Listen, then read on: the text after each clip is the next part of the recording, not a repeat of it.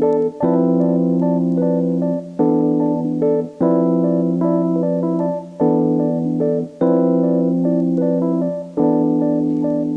go. Looking cool. Right on, right on. You see yourself there? I do. Awesome. Can you give me one more favor? Yeah. Right behind you, there's a water bottle. Hand that to me.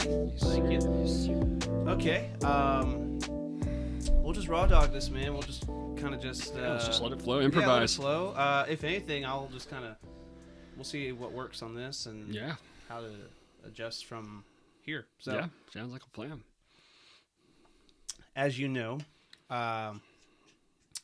we are getting ready to wrap up the Strange Films podcast, which is with me, you, Lucas, and John, and it's been a lovely experience. I feel like we have had a lot of great times on it. It's a great way for us to get together, and we're about to hit 100 episodes and kind of call it a day. But I know me, and I still want to record stuff, and I still want to make content and things like that, and I feel like you're the best person to do that with. Because, right on. I was thinking about the other day. I mean, you and I have known each other for nearly 8 years. Yeah, about 8 years. 8 Yeah, years now? we're at about 8 years. And I remember the first time we hung out, we kind of just started talking and hanging out. Yeah. And that's like kind of all we did. You know, That's like all we you're- did, just you're as- kinda, you're a good constant to go to for for hanging out and talking and having a lot of deep conversations and dreaming of what we want to do in this life and things like that and experiencing the world. So I wanted to get you down here and kind of see where we can take the next chapter of our recordings. I fully agree with that, brother, and that means a lot. Yeah, I'll never forget our first day we met. Yeah, it was like right off the bat, there was a connection, and I think I could really just talk deep in my own kind of way, and it just really, it really seems to resonate organically. Yeah. So. Yeah. Well, and I guess like one of the other big things is we are both filmmakers. We have big aspirations. We are big dreamers, and that was one of the biggest things that you and I immediately connected on when you found my post on Facebook. And that dream has very much been alive and probably stronger than ever now. Yeah, for sure it is. So we kind of briefly touched about it earlier when you got here, which is just kind of like what that feeling of like, oh, you want to chase it so bad, you want to do it so bad, but you kind of there's that patience, that long game of trying to wait it out, or at least keep telling yourself to keep believing and dreaming of it, so you can get the dreams to become realities. Right. So, is that something you still like? What's that struggle like for you? Well, I believe in the mentality of pursuing every day more than ever. So I think the biggest struggle is just there's going to be those moments where you get these prophecies where like everything you believe in, it'll like hit the weight of it will kind of hit you all at once, and you just almost feel like you're going to go mad that you can't do everything about it right then. And I think that right there is the point where it's worth just stopping and just like, okay, just take that, and almost just like kind of feel validated, be proud of yourself that you've gotten this far about it. And then really just learn to be patient and just kind of find the validation. Like, look, this is going to work out. You're going to get your goal, but because it's a goal and because it's in the imagination, I suppose the objection is to manifest it into reality. Bring it out of the mind. So a lot of it's just how much time is this going to take? And you also have to almost tell yourself it doesn't really matter how much time it takes. You just know that in the end of the day, your goal is to just kind of get the contents of your mind and give it to the reality. Give it to the just people involved. People who are going to be seeing it. So a lot of it's just about connecting to people and just being completely. I think once you kind of see that you can realistically do it, it's pretty. I think there's a newfound way to just be completely patient about it in a lot of ways. I believe in the patience a lot more than ever, and just it's like.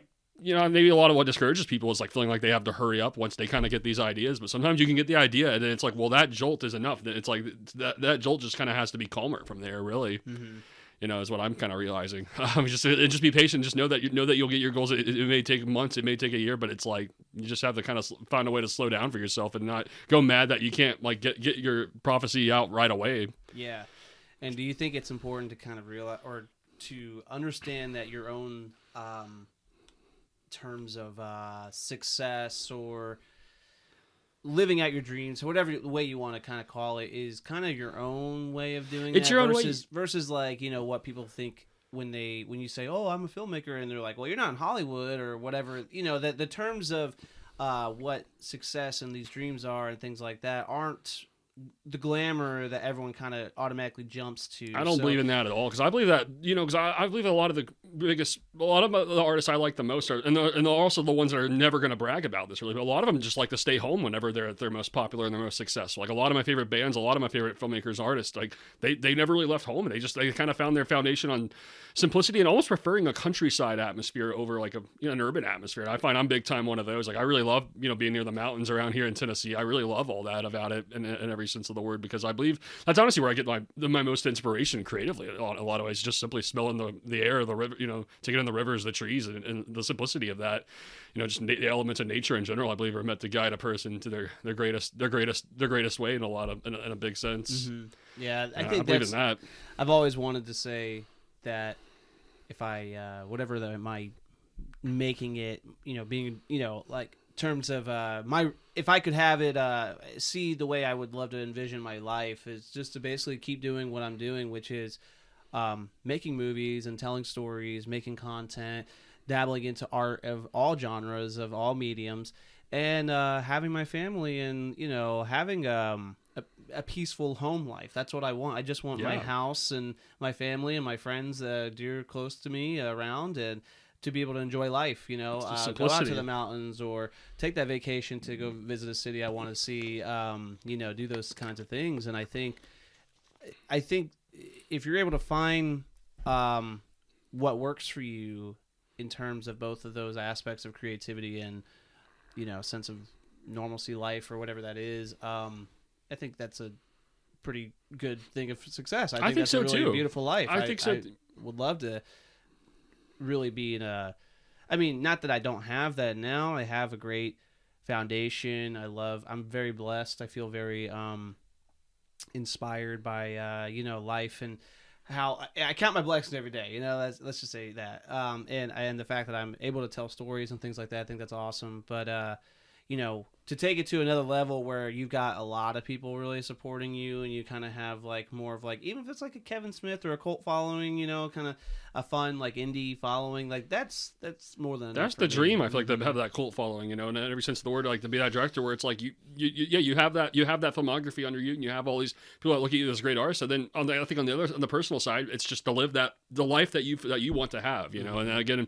I think we're charting the simplicity in every sense of the word. And I also believe a lot of the patience I was kind of saying earlier is just about kind of waiting for the right people to be in your life at the right time. I kind of believe sometimes life kind of gives that to me too, where it's like, well, maybe I'm waiting for a certain place to open up for me to pursue my art, or the right person I really should be collaborating on this kind of thing with. I think the universe often communicates in that way, and I find that having confidence in that makes it really easy to just kind of just have simplicity. Like I know a lot of people have responded to my art over the years. A lot of people have responded, and I know you feel that way too. But I think sometimes there's a point of validation where maybe the most important thing for an artist is to have that, have that personal life down. Like find your fulfillment, find your place of just your place of solitude where you can always go to, no matter how stressful things get, and you kind of be fulfilled with your life and everything's around you. Mm-hmm.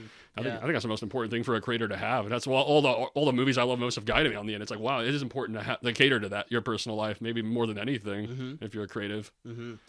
Now, I think that's a good point. Let's take it back to,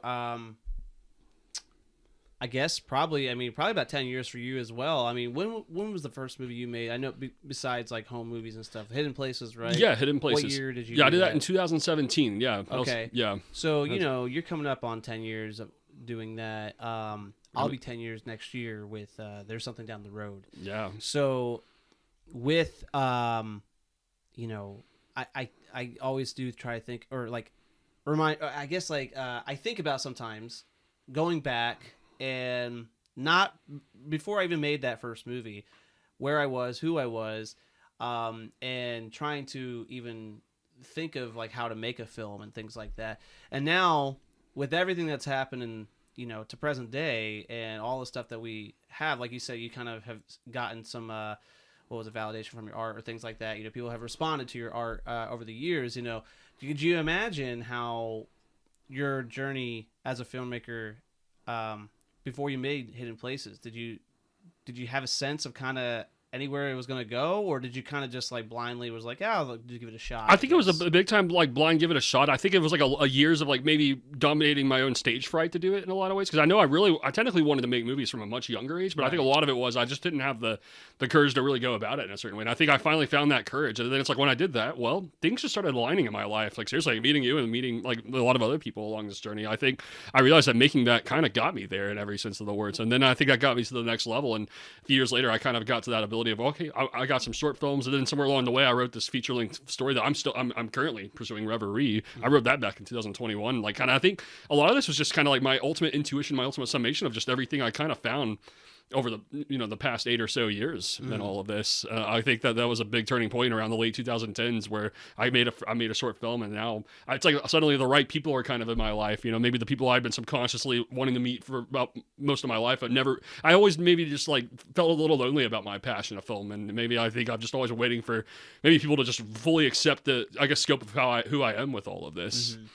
And I think having that it means plenty. And I think a lot of that's my ultimate source of motivation to keep going.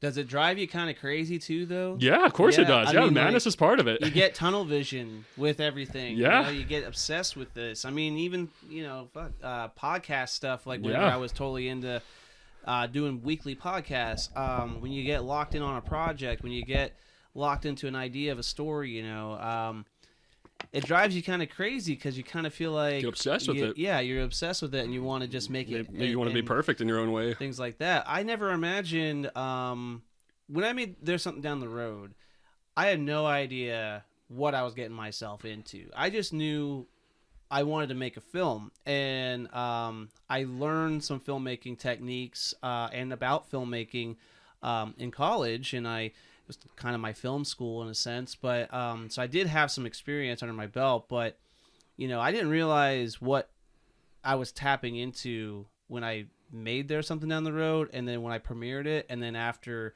what came after, which was just kind of a rabbit hole of, like you said, getting around the right people, taking some chances and believing in yourself, and kind of opening up your creativity and opening up your passion, or believing in yourself when it comes to making these films, because I've always wanted to be a filmmaker since I was a kid too, and now I'm kind of at that point where it's like it's totally consumed my life in a good way, but it's totally changed my identity as a person, and I do represent the values of being a filmmaker as well. So it's kind of just one of those things where it's an interesting change of my personality and the way I've molded my life around it, because without it I really don't know where I would have ended up.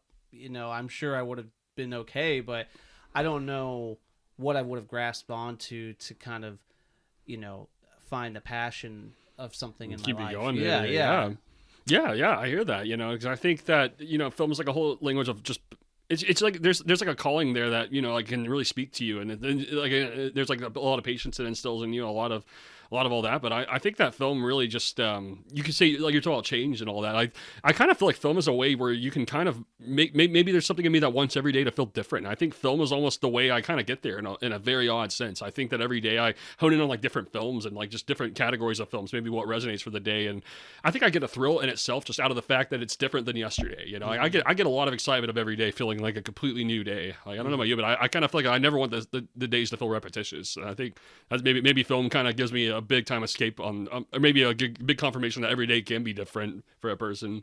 Yeah, I definitely like the idea of being able to like you said, kind of switch up the normal tendency of every single day. It's a little different in my situation with being a father and things like that, but I do look like, I guess, like I get inspired by content creators a lot, but even that has kind of diminished its value a little bit. I think there's a certain like way, if you are able to find your passion through creating mediums of art, I think that's a different way you can look at every single day, where it's like, okay, today I'm working on pre-production for this movie. Tomorrow I've got this recording for this show. Wednesday I've got a meeting out, it's like a creative meeting somewhere like that. Those kinds of things are fun, because then feels like every single day is kind of a different roulette of creativity. Movies they take time, of course. Watching movies is always fun because now watching films is like textbooks, essentially. Learning something. It is, yeah. Yeah, absolutely. Which I figured that out in college. Yeah, took me a while to kind of turn off the brain of like critiquing every movie. Yeah, I'm the same way. No, that took me a long time to get to that point because I think I realized like getting into it, it's like I always feel like I had to be a critic for some reason, but I think the older I get, the more comfortable I get with my identity, the less my critical mind is off, and I'm kind of out to find the soul of every movie and more than anything. Mm-hmm. I think I'm very open to most movies. I'm open that every movie has something to offer. If anything, just because I'm very sensitive to how much goes into making a movie. Now we've done this a lot. It's like wow, like every time I look at a movie, it's like I need to give it that. A lot of people have given that to that extent, of like sacrificing their souls to make this stuff happen. So it's like I can't be I don't feel like being that opinionated whenever I see all that anymore. It's like of course like you can have your opinions, but I just like to just kind of take it in for what they are. Right. Yeah. I've certainly shifted in that way as of late. Yeah. Well, that is always one interesting or fun thing about movies where you like realize like when you look at those credits and you're like, damn, a lot of people went into this. Yeah. Even indie films, even if you got 10 people working on a project, they took those 10 people took time and money out of their days and their lives to put this thing together. So I think it's one of those, I don't know, I guess I reflect a lot over the last 10 years. And I think moving forward, especially with a platform like this, I kind of want to take moments of, finding little parts of that journey and fleshing them out, things like that. So, so I think starting this, it's appropriate to kind of go back to the very beginning and kind of why we do this. What got us here, what exactly. Got us here, things like that. Yeah, and there's like so many little factors in a lot of ways. But yeah, no, I think one of the biggest ones of all was just kind of starting to meet the right people around the late 2010s. And I feel like that kind of just kickstarting the people I'm going to, because that's what film can really be. It can also, I think I find the social side of film was a lot more resonating to me, because I think I dabbled more in the music side, and I think I learned quickly, okay, I think I found a film community, and there's just a next level connection I kind of find in all of this, as if, all the films I've been studying growing up, all the images I was obsessed with, growing up, and just like all the movies I'd watch, it's just like, it's as if I'm just waiting for a social platform, maybe to just further expand what I have to offer. I don't know, it's like I just kind of need to get mixed with the right people to really kind of get to that point where I can just comfortably do that every day, Mm-hmm. Maybe a lot of that was just like kind of the combination of meeting some people and also just kind of growing as a creator, finding my own artistic strength and having in making movies and having a really intuitive vision about like I have a certain confidence that like many movies will be made under my belt, and I'm sure you feel the same. It's like, and I've kind of learned to just trust in that, really. I don't really get that worked up or worried. I think I've learned maybe on the last few days is like they'll just try to turn off that over worrying. Whenever you get those prophecies and you just want to take over the world in that moment, but there's nothing you can do. But you also don't want to lose that flame either. So yeah, I've just kind of learned to just take it easy and just trust in it. Yeah. Seriously trust in it. Now, what's one biggest thing that you are that you've learned over the years going into Reverie versus some of your earlier films, maybe even the last project? What's one of the biggest things that you're trying to remind yourself Stop of? overthinking it and just follow your gut to an extreme. And I think you've always told me that, but I think I've like had a big time find that for myself in an extreme way, where I look at it and it's like, okay, everything I wrote back in March of 2021 was kind of just right for the story. And I think from there I would overthink the hell out of it to a point where I couldn't even go out and make what I had written. I feel like I just had to get all these short films out of me. But I think all that was just the result of me overthinking, in all honesty. Like I'm glad I made those. I think fate was telling me to do that, but whenever I look at it, I think I was really just wanting to make Reverie, and I think I was just overthinking it too much. Yeah, I remember when you gave me that draft, I told you this is awesome. Yeah, this is a great draft. And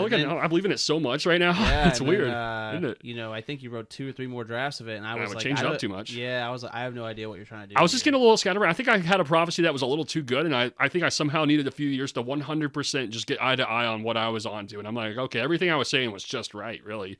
I think I just maybe needed, I needed a little something to really just push myself into it. Maybe I was waiting for the right people, the right place kind of thing to maybe add up a little bit, but I have a complete faith in it. I don't know. It does feel like a very straightforward thing. Like it's almost just as simple as I've written the scene, just make it the way you wrote it and just kind of build up to that, put your life into it and then just be patient about it from there. Don't feel like I'm going crazy, or anything because I can't make it right now kind of thing. Yeah. Yeah. I mean, well, and Reverie is definitely probably the most ambitious project I'd say to date. Definitely. So it takes a lot more moving parts in time and things like that. Yeah, and I really want to have I really want to just kind of be, spot on with, all the moving parts. And just, I don't know, I really want to have a bit of a surrealist vision about it, like a very David Lynch influence for this project. I really want to just be on that level with it, and just the way I work with all the actors and just bring out best characterization, just the locations. I just want to make sure it's all, it already is down. Flowing naturally. It's already down in my mind in the screenplay. But yeah, I just want to get that across to everybody involved in a lot of ways. And I believe all the people are aligned for it now. It's just a matter of timing, really. Absolutely. Yeah. So it's just about believing it. And from there, it's like, well, just I got an ambitious thing. And then maybe just instead of obsessing about it, I find it's actually better if I just turn it off and just simply keep going with my movie passion. I'm serious. I'm like, well, that it's better to overthink about movies than it is to overthink about anything else, actually. True. Nothing else is going to get me to a good place like the movies do. So just know that I already got it, and just kind of kick back from there, really. Okay. Yeah, So when you're not obsessing about Reverie and you're when you're not on the ground, making the movies, what are like a few directors now that you are most gravitating towards, that you are kind of obsessing with at the moment? Oh man, it's like there's so many. I'm always rotating on it, but right now, as far as like modern directors, I'm actually really feeling obsessed with a lot of Ari Aster right now. Ari Aster's really hitting me a lot as a personal favorite, big time. Which one is your favorite? I would say Hereditary is still my favorite. Yeah, I still think it holds up, man. It holds up great perfect. Horror film. It is perfect, man. It's a perfect psychological, and I think Ari Aster always brings something new to the table every time he makes a movie. So I think he's very inspiring. I think that's like big time the kind of horror director I'd love to be, because I definitely want to get some horror across a little later down in my filmography. I really want to get into horror, so I think Ari Aster is exactly and Robert Eggers is on that level too. I think I would just really, but Ari Aster is who I'm really seeing as I want to be like that. I want to be more like that every day, kind of with my movie making. Yeah, I didn't get to see Eddington yet. Man, I've been upset. I think about that one a lot. Yeah. That's one of my favorites he made. That's probably my second favorite. Midsommar is very close. Everything's Made's been a masterpiece in my eyes. Beau's Afraid's on that same level too. Okay, yeah. So Beau's Afraid's still pretty good. I know. I guess I forgot about that one. It's a weird one, but it's like a very offbeat, just kind of like it's like an epic movie, kind of surreal, very David Lynchian, but kind of just it just kind of takes on just kind of growing up from cowardice, you could say, in a lot of ways. He's very much afraid of things. Joaquin Phoenix is, and it's just kind of an epic, just how a guy kind of triumphs his cowardice, you could say, ultimately, which resonates a lot with a lot of these things we're talking about with like movie making. Like there's these tendencies when you have a big thing, it's like it's easy to overthink it just because the motion hasn't been set yet, and sometimes you can doubt yourself. And I think movies like that are meant to just be like a lot of those people just kind of need to hear it, just to believe in yourself more, and almost like guide up anything that can guide a person to believe in themselves more. I think it's just significantly great.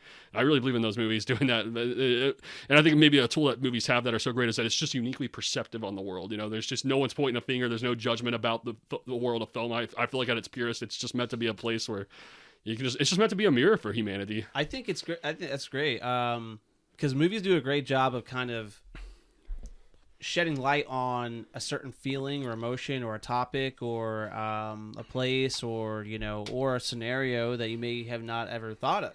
And I think that's why movies can make you really feel things, can make you scared, it can make you happy, it can make you inspired. Movies can do a lot for you, and I think that's what is an interesting lens to do with these stories. I mean, all of our favorite movies over the years and what filmmakers are continuing to push, it's just innovative way of looking at life. I mean, everyone gets so caught up in the day-to-day of their lives, and whether it's good or bad, they don't kind of maybe take the time to think of a certain emotion or a certain perspective. And I think movies do a great way of doing that, whether they're totally fictionalized or not. There's a great way to kind of provoke a new feeling or perspective. Well, there's a language there, and I think that, and I think what I've really believed, maybe what I believed in all the time, and what I found with the community of people I have is like, well, I feel like it could be, it's a perfect social device. Actually, I find in its own way, it's like a mirror of oneself, and it feels like I can just literally you can almost speak your subconscious to people with filmmaking. Really, it's like you can just say exactly everything you're thinking about, and somehow that's about the most freeing thing ever, to know that there's a place you can do that. Mm-hmm. Just like kind of put yourself in a metaphor, put yourself in another person's shoes, and you just walk out, and it's like, wow, that's you can find a lot of complexities that films go through the most simple things in a person's life. You know, I believe in that. I believe the elements of what film history has done. It's like, it seems like it breathes everywhere in life. It feels like, at least to me. I mean, Yeah. Don't you feel that way too sometimes? Yeah, I like, do. Just Yeah. like, well, film just kind of lives and breathes. Like, and Well, it's timeless also, and I mean, when we watch those movies back from like the 30s and 40s and 50s, you're just kind of like, whoa, this shit was ahead of its time. Yeah, this man, shit absolutely. is like, gets me. I mean, I'll never forget watching The Apartment for the first time. I'll never forget that, dude. That was one of the best. Yeah. Yeah, it's one of the best movies of all time. Or even Sunset Boulevard. Seriously. I mean, Billy Wilder we'll always talk about, but Billy Wilder's a big one. That's a big like connecting director in a really subtle level, because I think that might be the epitome of like where I got obsessed with Billy Wilder, and then I never had anyone to talk to about him until I met you, literally. So I'm like, finally, I've always needed to share that Billy Wilder passion with amazing. somebody. Yeah, he's one of the best. Yeah, well, you've shown me a tremendous amount of films and music over the years that has gotten me inspired and has gotten me to put my own touch on my films through other, like being inspired by other movies I've watched because of you and stuff like that. So, I mean, you've been a big part of my creative journey, not only as a supporter and as a friend, but someone who has really shown me a lot more different kinds of art that has inspired me as an artist. So it means a lot, brother. Yeah. And I know you've really opened your canvas more and more. I feel like you're more of a surrealist than ever. Like these days. It's interesting. I don't really. I guess like. What do you see in all that? Well, I don't know. I'm still trying to figure that out. I guess a lot of the times I'm trying to figure out what my voice really is as a filmmaker. I mean, I think from the last conversation you and I had about Cho and things like that, I kind of really see your perspective on how I'm viewing films, especially with like even doing stuff with TV Land and some of my recent projects before that. I guess it's just becoming one of those things where it's like, okay, how can I really be a grounded storyteller but kind of make it feel larger than life, and also, like you said, I guess surreal. But it's an interesting journey because I'm still exploring it in real time and I'm discovering it as I do it. It's I'm following my gut, like you mentioned earlier. Yeah, I'm just it's a trying to follow my gut feeling. Exactly. And I believe that's a thing. I just believe like there's like a person and there's like an animal in every person, and I think that animal is where the people really need to connect the most. And I think film is meant to be a voice to all of that. Totally. And I just think when you have that film and you can just dive into all the scenes, all the conversations that have flowed over filmmaking and history. Like there's just so much you can relate like any of it like to modern times. Yeah. That's just that timeless flow of it is enough just to make me feel inspired about film every single day. Absolutely. Yeah. Well, all right. I think that's a great starting point to kind of see where these series of conversations go. Let's wrap it up here. But I want to ask you a couple more questions. First of all, I'd like for you to give 3 recommendations of things or content, whether it be a movie or music or something. Yeah, something, I don't know, a book or anything that you could recommend to anyone who'd be listening or watching. Yeah. Let me think for a hot second on all those points. Maybe even a recent movie you've watched or something. I'm trying to narrow down the right one because I watch movies all frequently. I know, you watch a lot. Yeah, I put on a lot. I've kind of cranked it up to a maddening extent, but I think I've gotten more patience than ever out of it. That's what's so surreal. The more I go crazy with it, the more of a patient person I am in reality. And strangely, I'm more grounded whenever I do this too. That's the weirdest thing of all. Mm-hmm. I'd say as far as a movie I'd recommend, I think I'm going to push for the Guillermo del Toro's Frankenstein, just because it's going to be dropping on Netflix tomorrow. So, I mean, now whenever you're listening to it. So I'm going to push for that one because I saw that in theaters. It was just happened to be playing at a theater a few weeks ago. I caught it. I was just stunned from start to finish at how epic it is and just how perfectly it was all made. I feel like it's by far the definitive version of the Frankenstein story. I grew up, I liked the book fine. I saw there was a movie in 1931 I really liked, and I saw Young Frankenstein for the first time kind of recently. I love that movie. Love that movie. That's a perfect comedy, but I think this is like the best dramatic telling of the story there's ever been. I would strongly recommend everyone check this one out. Mm-hmm. So I'll push for Frankenstein on the film territory. As far as music goes, I shuffle around a lot of music. I'll point to a few musicians. I'd say one group I've seriously been into lately is De La Soul. They're like one of the greatest. I think they're like a Tribe Called Quest is always my favorite rap group, but I think De La Soul is just on the exact same level. Mm-hmm. So I think I find it just perfectly reflects on it. It's almost a slightly hazy, surrealistic vision, but I find it strangely I just find there are elements that they talk about just everywhere in life. It feels like the people the things you see. It's just that they're a perfect group. Yeah, you turned me on De La Soul. It's a good vibe. It's good, a great, yeah, it's they're good vibing. hangout music. It's good to drive around. Yeah, it's driving. Yeah, that's the word I'm looking very for. Fun. They're driving. Yeah, and I think that's also off on the note I'm looking for. I love driving music of any kind, and I think De La Soul is a perfect group for that.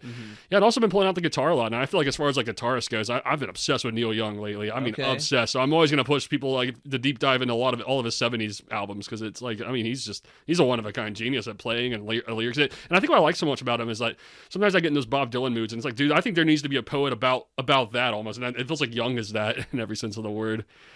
Just the simplicity.